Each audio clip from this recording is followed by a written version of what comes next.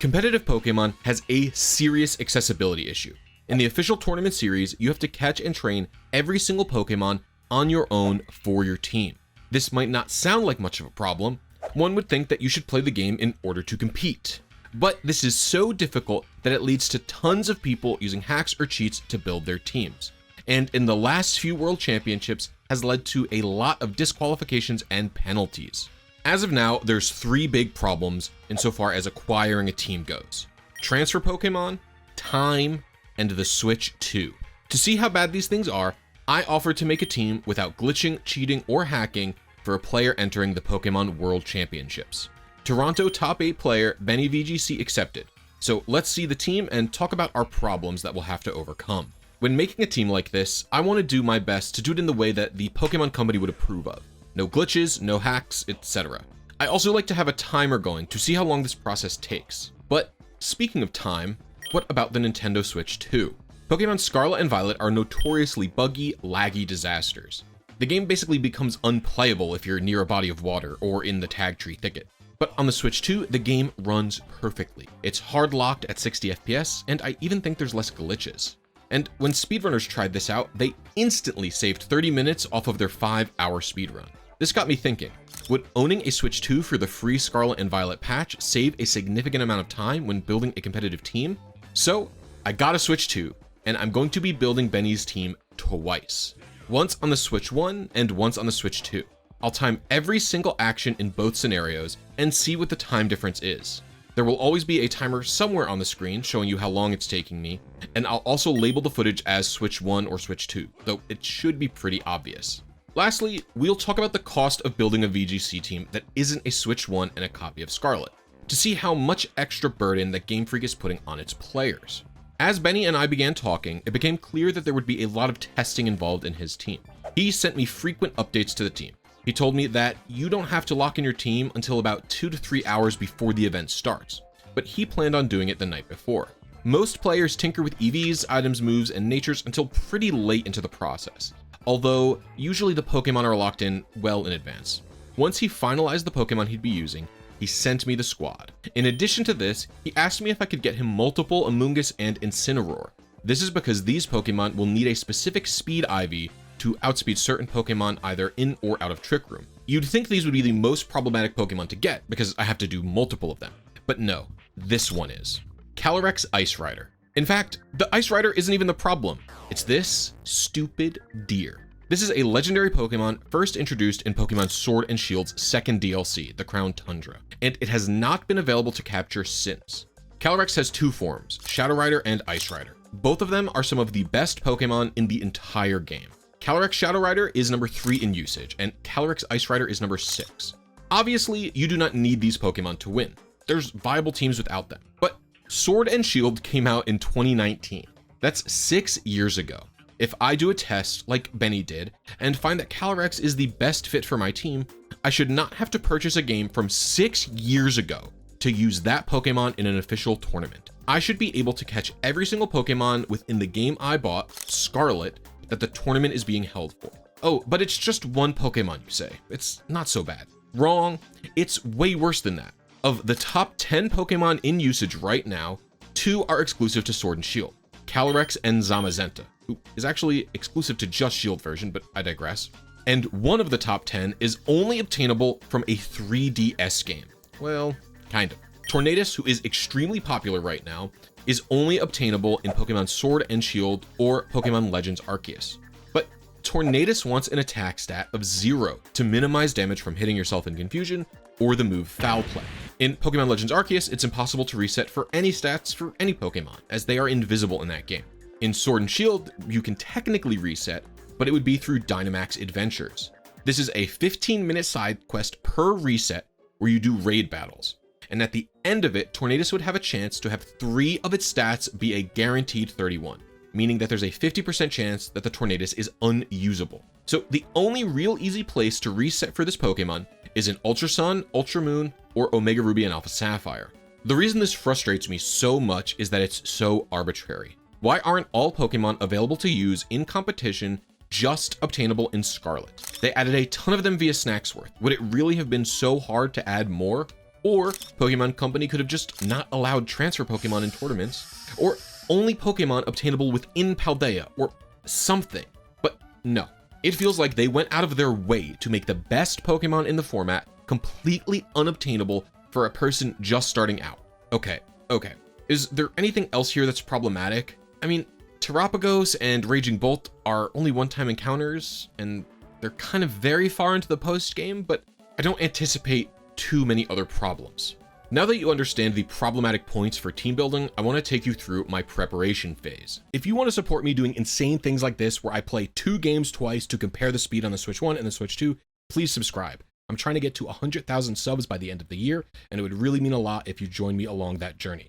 I wanted to be in an identical position for both the Switch 1 and Switch 2 copies of Scarlet, so I decided to make 2 fresh save games. I also already traded away my Terapagos and Raging Bolt when I built teams for other people's, so I had to do a hard reset anyway. Normally, these aren't Pokemon you would have to reset for though. Their stats are hard locked. What I mean by this is that Terapagos always has the same nature and IVs every time you capture it, as does Raging Bolt. This is good because if you ever want to use them on a different team, you can easily clear their EVs and respec them. Calyrex though is not like this. That means that yes, in addition to replaying Scarlet twice, I also decided to replay Sword twice. Despite Sword and Shield not getting any official Switch 2 updates, many people have reported that tons of games are benefiting from faster load time, including Pokemon Legends Arceus and Brilliant Diamond and Shining Pearl, which have less load times for Shiny Soft Reset hunts or when you're going in and out of the different zones in Legends Arceus. So I figured it was worth a run on both of the systems to see if there's any differences at all. Okay, so what does a fresh save file mean? In Scarlet, it means beating the main story and both DLC's stories. I also went out of my way to do the post-game quest for the Academy Ace tournament and unlock 6-star raids. During my playthroughs, I didn't go out of my way to get any special items, TMs, etc. But I didn't avoid anything either. I also made sure to use exactly the same team on both playthroughs. It was Meowscarada and then the Terra Water Garchomp and the Terra Ghost Slacking. The main story ends when you catch Terapagos, who, like I said, we don't have to reset for, which is pretty nice. On the Switch 2, this took me 14 hours and 38 minutes. Also, for the sake of charitability, I played the game second on Switch 1, so the story and things I needed to do or get would be fresher in my memory. The game honestly didn't run as poorly as I had recalled, aside from the aforementioned pain spots, like anywhere with a big lake or the lag tree thicket. It was extremely jarring though, to go from the Switch 2 to the Switch 1. The reduced frame rate made me nauseous, and I had a tough time adjusting, honestly. In any case, the entire playthrough from start to finish was more than 2 hours slower, at 16 hours and 58 minutes on the Switch 1. I actually felt like I was playing the game quicker too, but at no point was I ahead. It's a lot of the little things that added up, honestly. Sure, there's the obvious places, like Lagtree Thicket, Lagaroya Lake, and all of Kitakami, but it's other stuff too.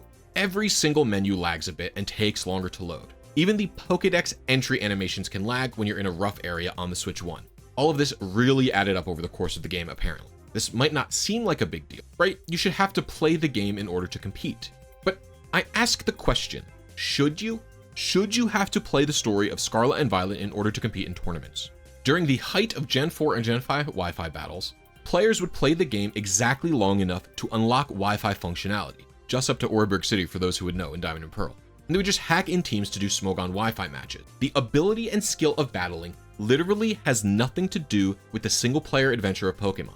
I actually don't think it's unreasonable for players to just buy the game and be able to boot up a Wi-Fi mode. Tons of competitive games have already separated their story mode from their PvP mode. StarCraft, basically any fighting game, Halo, and Pokemon is even about to do it with its upcoming game Pokemon Champions, and kind of already has with the fan game Pokemon Showdown. This is why it's not even unreasonable to say that playing the story is a significant and unnecessary requirement for competition. Listen, I like playing the games. I like playing the stories. I have been since I was 7 years old. But you shouldn't have to for a tournament match. I shouldn't have to know how to breed if I want to do well to compete in a PvP combat mode. But what do you think? Do you disagree? Okay, next up is setting these saves up for success. This is the item printer. It's the most important, useful thing for post-game grinding in Scarlet and Violet. The way it works is that you pay some BP and Pokemon parts and it randomly generates items. It can produce tons of useful things like EXP candies, Terra Shards, and ability patches. However, it doesn't start at peak efficiency. It has to be upgraded, which costs BP. Unlike older games, BP is not obtained in the Battle Tower. You get it by doing quick, repeatable side quests called Blueberry quests. You can also do these online in groups, and they earn BP much quicker. So I set out on the grind with some people from my stream. We had to grind about 15,000 BP total. Why? Well, the item printer costs around 1,700 to fully upgrade. And then after that, each print costs 5 to 15 BP. The rest of the BP that I grinded was used to upgrade the terrarium. This lets more Pokemon spawn in Blueberry Academy, which is required for a specific Pokemon on our team. In addition to gaining BP, doing these quests also unlocks snacks from the Snack Man. He lets you find legendaries from the old games. Depending on how many quests you do, group or solo, he'll unlock a new legend for you. We have to do enough quests to get the snack for cub food. This is a bit of a mindless task, but it's fun enough, especially on stream. It's usually using auto battle to KO Pokemon, pick up items off the ground, make sandwiches, etc. Stuff you would normally do in a casual playthrough of Scarlet and Violet. All in all, this took me 1 hour and 48 minutes on the Switch 2. On the Switch 1, it took me significantly longer at 2 hours and 50 minutes. An entire hour. Why? Well, online play definitely lags the game more than offline. I suspect I was completing quests at a slower pace, and that was really hurting things. But it could also be that the group I had helping me on the Switch 1 was less efficient.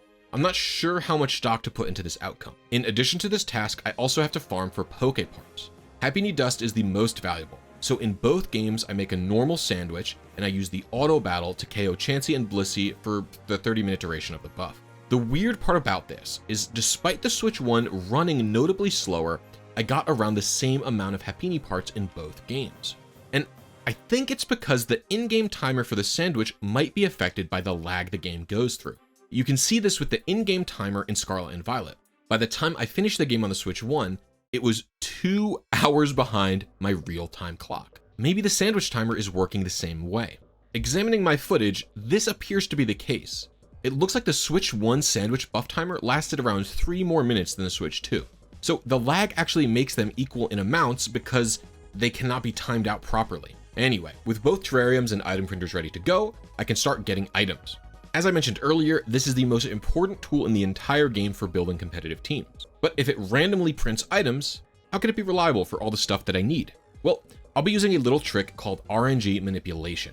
Even computers as powerful as the Switch and Switch 2 still struggle to make things truly random, so they use math to fake it. We call this faking RNG, or random number generators, or actually pseudo random number generators, because they're not really random.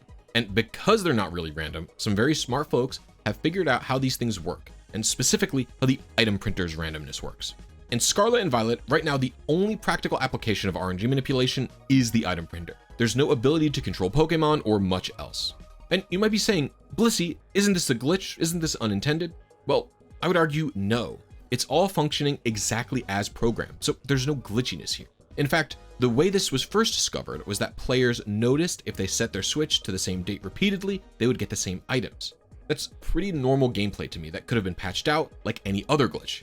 For example, the Smeargle clone glitch, which was removed. This wasn't even removed in the Switch 2 update. So if it's not removed, is it unintended when they're removing all sorts of other unintended mechanics? Okay, so how do I control the luck then? It's actually really easy. What determines what the item printer will give me is the current date and time of my Switch down to the second when I click to print. Anubis, a prominent data miner / researcher, has compiled a list of a bunch of known good times for every item that you could think of.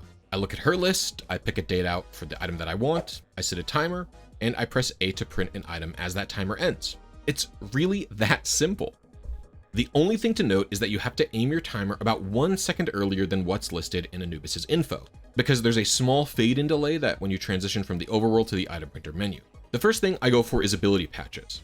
Aside from unlocking several hidden abilities I'll need later, these things sell for 125,000 Pokédollars each, and there's a date that prints 8 patches.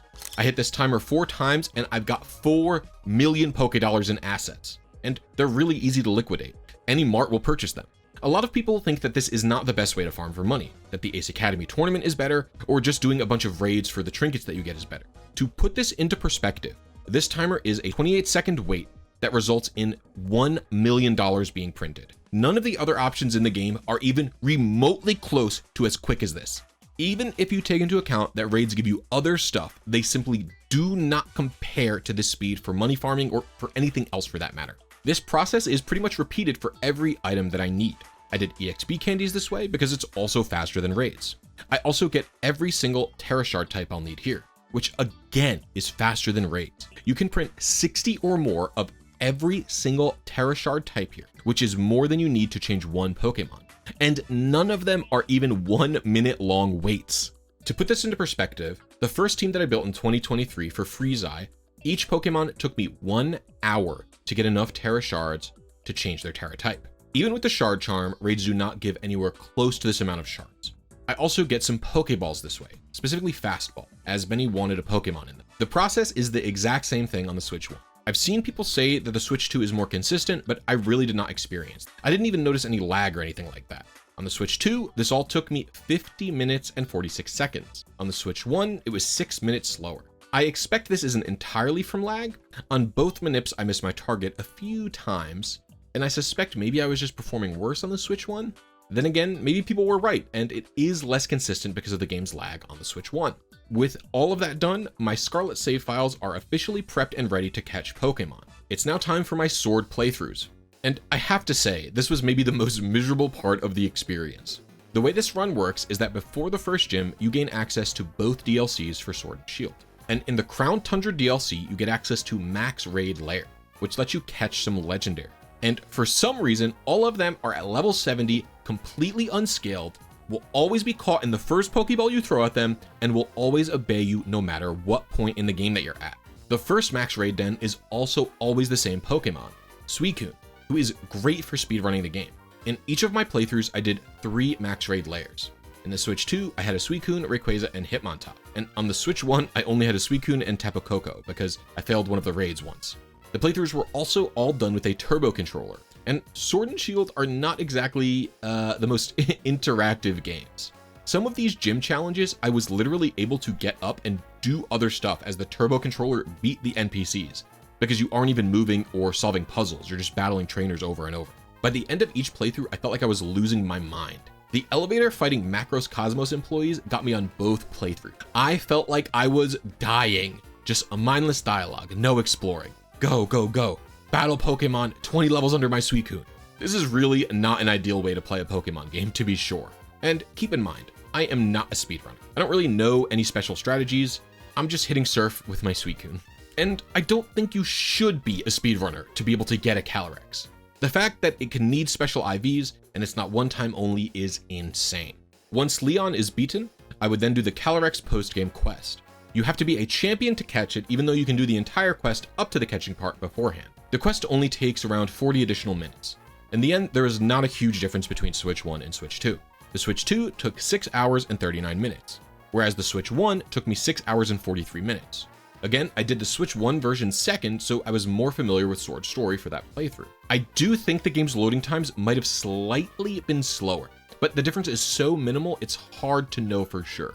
I also didn't notice any big performance issues or anything. The experience was pretty much the same on both systems. So far, we're at 23 hours and 55 minutes of gameplay on the Switch 2, and we're ahead of the Switch 1 by 3.5 hours, which is at 27 hours and 27 minutes.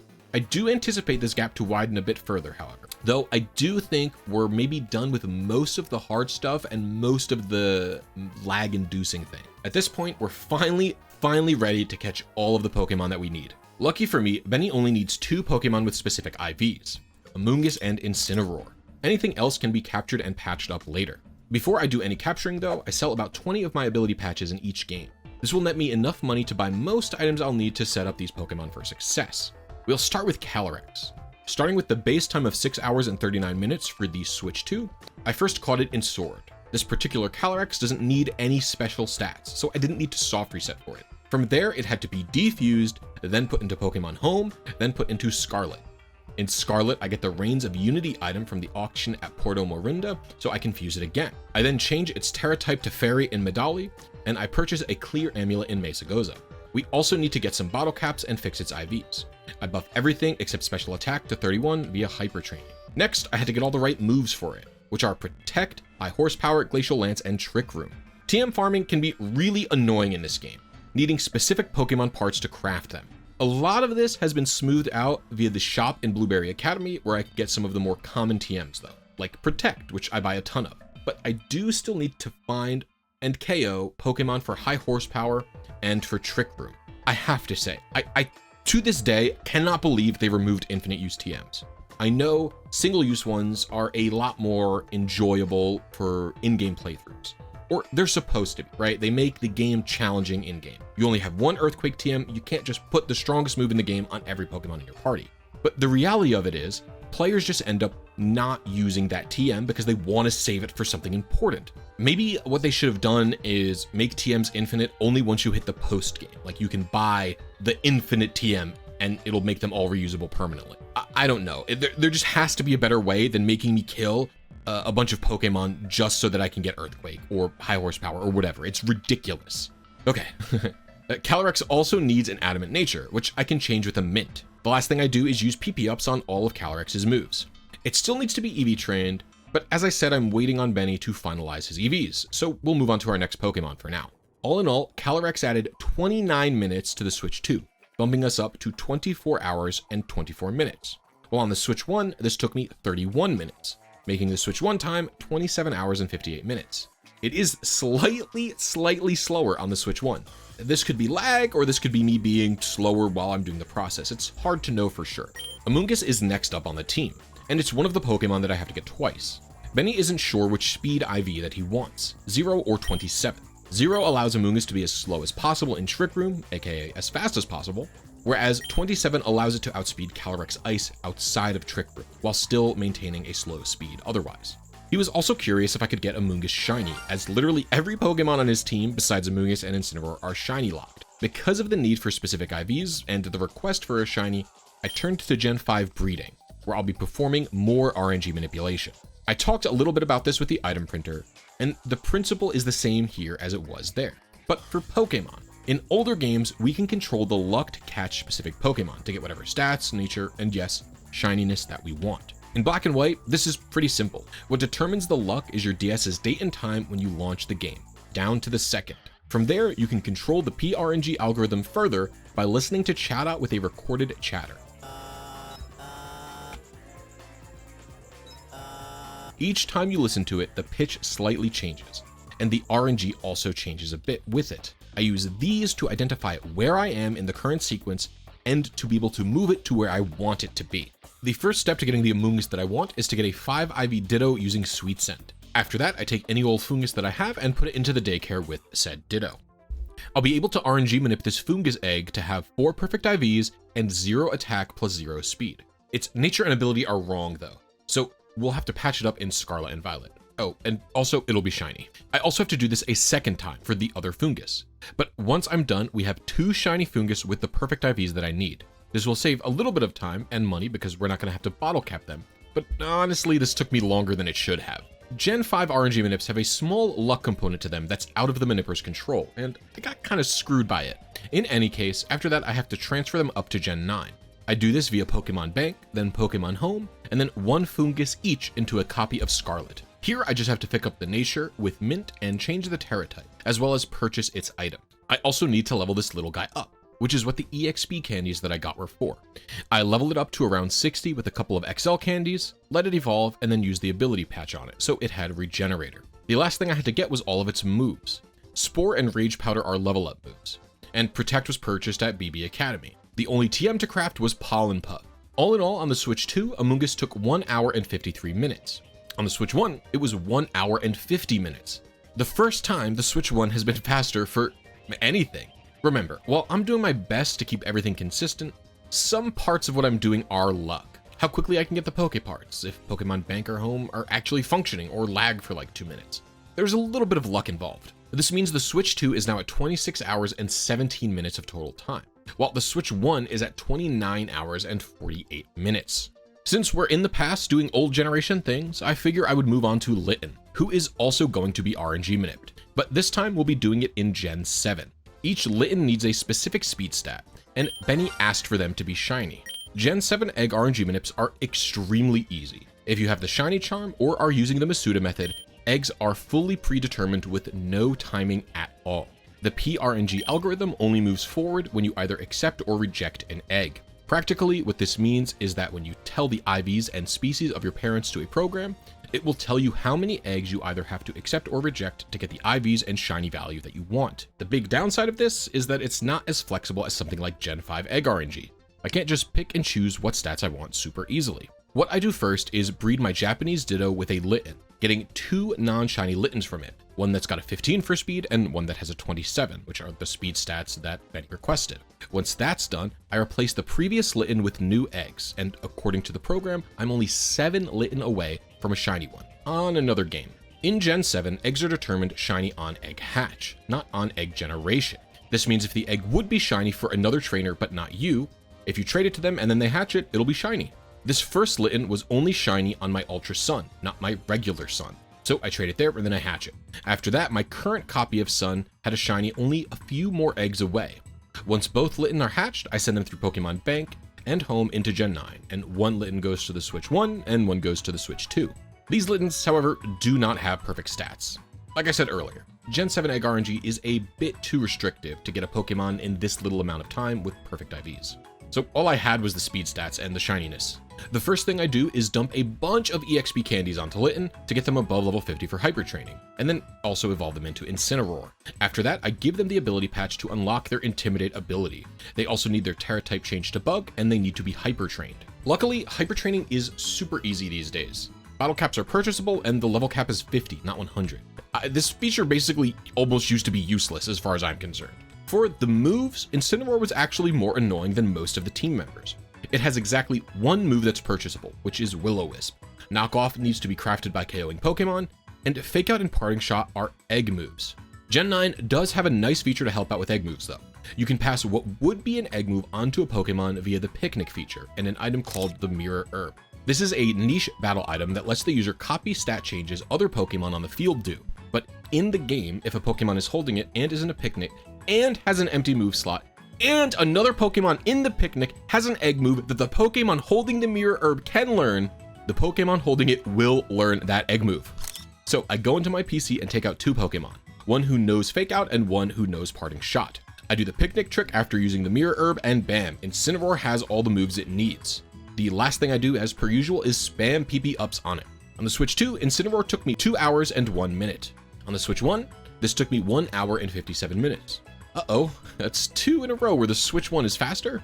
I think this could showcase that the smaller the amount of time, the less impact the lag has, which in principle makes sense. Most of this 2-hour time was spent on Alola games. It was not spent on the Switch. I probably only spent 15 minutes on the Switch or so.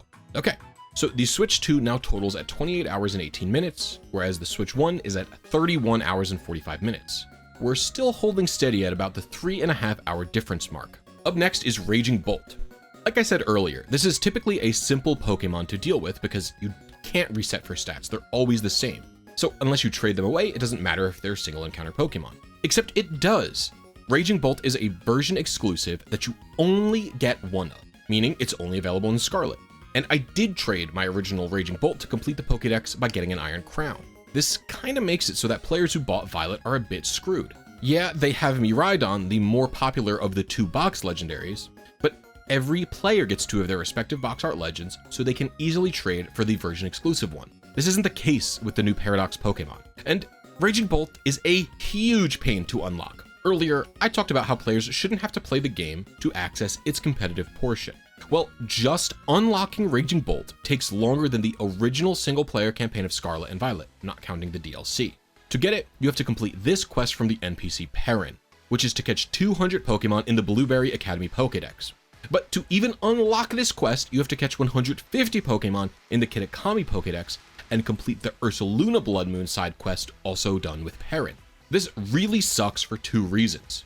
Ursaluna Blood Moon is a Pokemon people want to reset for. It does not have locked stats. I actually made a whole video about it. But if you want 0 attack on this thing, you're going to want some type of speed stat specifically. It likes to operate in Trick Room, so maybe 0 is good, but maybe other speed tiers are also good. But you won't know until you need to build a team with it. Now, will you? But Raging Bolt is also one of the best Pokemon released in Scarlet and Violet, so not unlocking it is silly. And despite catching Pokemon being quicker in Scarlet and Violet than in like Diamond or something, 350 Pokemon is still a lot of Pokemon to catch and a lot of time, especially when a ton of them are locked to evolutions. 72 of the Blueberry Academy Terrarium decks is just starter Pokemon, which is why I had to upgrade the Terrarium earlier in the video. And only their first stage is catchable, so you have to evolve all of the starters twice. Kitakami is easier, but also pretty painful, especially on the Switch 1, where the region is really laggy. After finishing the Kitakami decks, I would do the Ursaluna Blood Moon quest, which takes like 20 minutes, and unfortunately I would have to catch the thing without resetting, or being able to preserve it for later. Luckily, I've reset for a 0 speed and attack one already. Hilariously though, the Switch 1 Scarlet, I got a 0 speed Blood Moon on my first try. It had perfect attack, but I still couldn't believe it. I think it's pretty lucky. Anyway, after Kitakami was done, I slogged through the Blueberry decks. My strategy for both decks was the same, and pretty simple. I would fill up my inventory with Quick, Dusk, and Ultra Balls, and spam them without any aid from a False Swiper or Sleep Powder. Almost every time a Quick Ball will get you a Pokemon first try. But I swear Dusk Balls do not work in caves in Scarlet and Violet. Their success rate was way lower than Quick Balls. Has anyone else experienced this, or am I engaging in conspiracy? Anyway, in addition to spam catching, any Pokemon who could evolve via level up would go into my party to gain 10 levels via me catching Pokemon. And then towards the end of the decks, if I was close to finishing it, I'd use any evolutionary stones I had, evolution items, or some EXP candies to finish out things a bit quicker. On the Switch 2, this whole journey took me 6 hours and 51 minutes. The Switch 1, 7 hours and 2 minutes. And we haven't even caught Raging Bolt yet. Despite its IVs being locked, I do have to make sure that it's Terra Electric when I go to catch it, because this is the Terra type that Benny wants, and otherwise I would have to waste time getting Terra Shards. It could also be Terra Dragon. After that, I have to give it a Modest Mint, Hyper Train everything but attack, and change its moves. 3 of its moves are level up in Thunderbolt, Thunderclap, and Dragon Pulse. The last one is Protect, which is purchasable. After that, Raging Bolt needs its PP ups and its item. Luckily, I already had a booster energy in both games. All in all, on the Switch 2, this took me 7 hours and 3 minutes to get and complete Raging Bolt. That's the time catching all the Pokemon took on the Switch 1. Speaking of, on the Switch 1, this took 7 hours and 14 minutes. This consumes any time the Switch 1 made up on Amoonguss or Incineroar, unfortunately. And it leaves the Switch 2 at 35 hours and 21 minutes, and the Switch 1 at 39 hours flat. We've added another 10 minutes of difference. After Raging Bolt, I decided to tackle Urshifu, who we need to catch as a Cubfu in Paldea using Snacksworth. This one is also a tad annoying because both Urshifu can be good forms in battle, but you only get one Cubfu. Obviously players prefer Rapid Strike, but it's not like Single Strike has 0 usage, it's still at 21. Anyway, it doesn't need any specific IVs. So I capture it and then I need to get it above level 30 and evolve it. To evolve Cubfu into Rapid Strike Urshifu, I need to get the Scroll of Water from the auction house. I spend a bit of time there getting it, evolving Cubfu, and getting it to level 50 with EXP candies. I also have to change its Terra type, Hyper Train it, and change its nature with the Mint. For its moves, it actually learns all 4 of them via level up, so I just have to PP up them all. In both games, this took me 23 minutes on the dot. This makes our new total time 35 hours and 44 minutes on the Switch 2, and 39 hours and 23 minutes on the Switch 1. The final Pokemon is Terapagos, who is by far the easiest of the bunch. It has 5 perfect IVs already, so it doesn't need to be hyper trained, and it cannot have a different Terra type other than Stellar. So this thing only needs moves, PP ups, and a nature change. It knew 2 of its moves from level up, needed Protect, which I had already purchased, and Calm Mind was the only one that needed crafting, which I didn't even do because I found the TM on the ground. This took like literally 2 minutes in both games. It's barely even worth adding to the timer. At this point, the team is pretty much done, but aside from EVs. EVing is really easy in Scarlet and Violet. You just use vitamins and feathers. Vitamins add 10 EVs per use, and feathers add 1 to their respective stats. Vitamins can be purchased, but feathers are really only obtainable from lakes or in raids. I had enough feathers for a few Pokemon, but after that I had to farm them on Casaroya Lake. You can also get them in the terrarium, but I think the drop rate is higher on Casaroya. I farmed for feathers for 30 minutes on the Switch 2 and had enough, but on the Switch 1 it took me 3 times as long at 1.5 hours. This makes sense, as it's where the lag is at its worst, but still, this is kind of unreal. All in all, the Switch 2 took me 36 hours and 14 minutes, where the Switch 1 took me 40 hours and 53 minutes. That is a 4 hour and 39 minute time difference for building these teams. Is this the biggest difference or the biggest problem when it comes to team building? Honestly, no. But I think a big issue here is that the Switch 2 being faster is compounding on top of a previously existing problem. In order to build Benny's team, I needed a Switch and Scarlet. To be expected, right? Those are the tools I need to compete. But actually, really, you should have both Scarlet and Violet. Otherwise, you might not have a really good Pokemon available to you. And really, if you want to be primed to compete, you should own Sword and Shield so you can get Calyrex and Zamazenta. You now have to pay extra money if you want access to all possible Pokemon available for competition. You also have to pay money to build your team 5 hours faster, which is not an insignificant amount of time. Quite frankly, this is ridiculous. I don't understand why all Pokemon are not available just in Scarlet and Violet if they're illegal for competition. I think everybody is hoping for this to be fixed in Pokemon Champions. But judging by the fact that you need to use in-game currency to train and recruit Pokemon, and not just build anything you want, I don't have high hopes that it'll be much better. Thanks for watching, everyone. I'll see you next World Championship.